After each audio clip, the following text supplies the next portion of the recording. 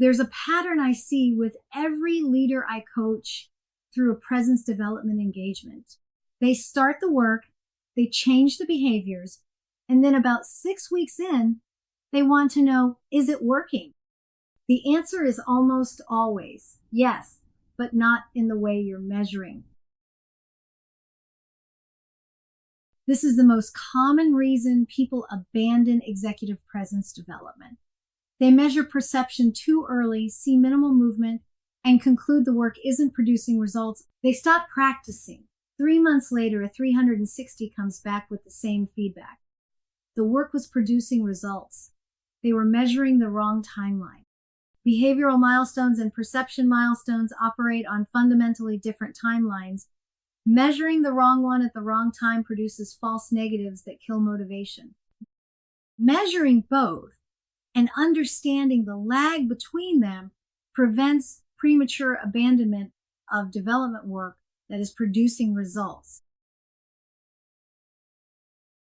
Each gap type has its own behavioral timeline and its own perception timeline. They're not interchangeable. Once you know the distance for your specific gap type, you stop panicking when perception data hasn't caught up to behavioral change. You know exactly when to expect movement and what kind of movement to look for.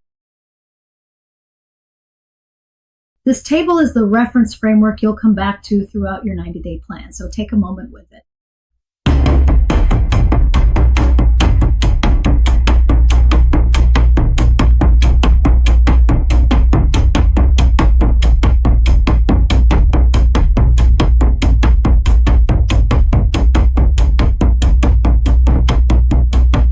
The exercises from Module 4, decision narration, expression calibration, the checking in protocol, produce observable behavioral change relatively quickly because they're concrete, repeatable actions. Perception measurement through GNOCQ expression rescore at 3 to 6 months. Expression shifts tend to be perceived faster than authority shifts because the audience doesn't need to revise an identity model. They just need to see the new behavior a few times. Authority gap. Behavioral change in 4 to 8 weeks. Restraint, practice, and position. First communication from Module 5, change the way meetings feel within weeks. But perception shift takes 6 to 9 months. The audience needs repeated exposure over many months before they update their mental model of who this leader is. Measured through meeting contribution audit plus 6-month 360 reassessment. Context gap. Behavioral timeline varies because the work is repertoire building, not single behavior change. Stakeholder mapping, style switching, feedback seeking from Module 6, each produce change at different rates. Perception timeline, 9+ months, the longest of the 3 gaps, measured through split rating convergence on 360 data. Expression gap changes are the most encouraging early on, and here's why. When you start narrating your decision process or using the checking in protocol, people notice immediately. You're doing something visible that you weren't doing before. There's no ambiguity about it. The audience doesn't need to revise their whole understanding of who you are. They just need to observe, she's sharing her thinking now. I can follow her reasoning in real time. That's why expression exercises produce the fastest perception feedback. The behavioral milestone is concrete. Can your direct reports describe your reasoning process after a meeting? If they can, the work is landing where it needs to land. Authority is where the timeline disconnect hits hardest and where I see the most frustration. A leader practices restraint, stops being the first to answer every question, starts leading with recommendations instead of analysis. Within 4 weeks, their meeting behavior looks measurably different to anyone watching closely. But the audience has years of mental model built up. They expect the old pattern, and when they see the new one, their first reaction isn't, this person has grown. It's often, this seems off today, or they're unusually quiet. It takes 6 to 9 months of consistent new behavior before the audience updates their perception.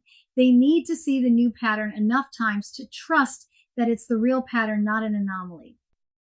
That gap between week 4 and month 9 is where most authority gap leaders give up. They feel the difference internally. Nobody else acknowledges it yet. The timeline says, stay the course. The perception will follow the behavior. It always does. Context gap has the longest perception arc, and the measurement looks different too. Style switching and stakeholder mapping from Module 6 build a repertoire over time. The behavioral change isn't a single visible shift. It's an expanding range of how you operate across different audiences and settings.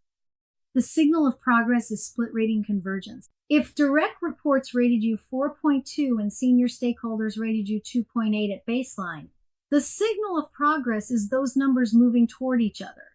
As your repertoire expands, you start meeting each audience where they are. The variance between groups narrows because you're no longer strong with one audience and weak with another.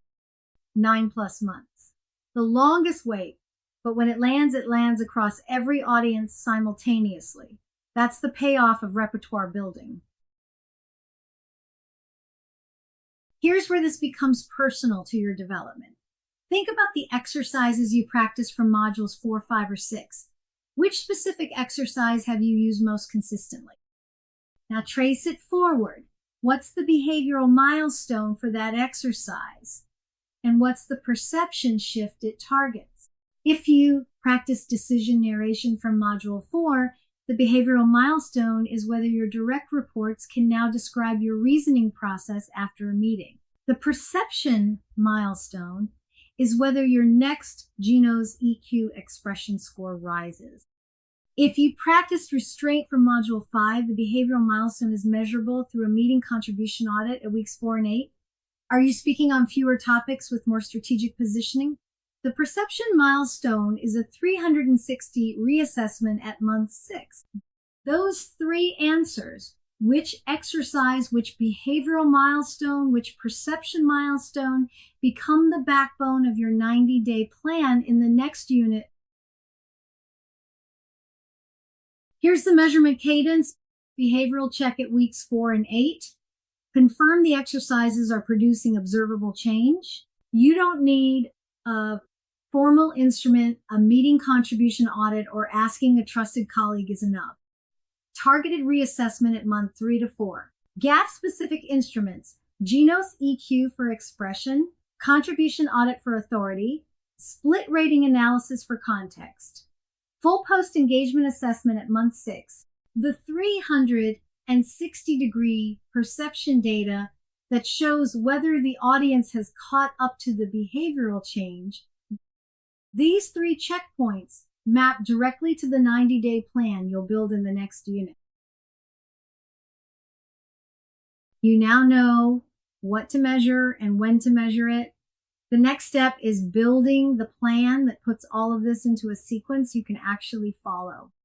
That's your 90-day development plan, and it's the most valuable artifact you'll take from this course.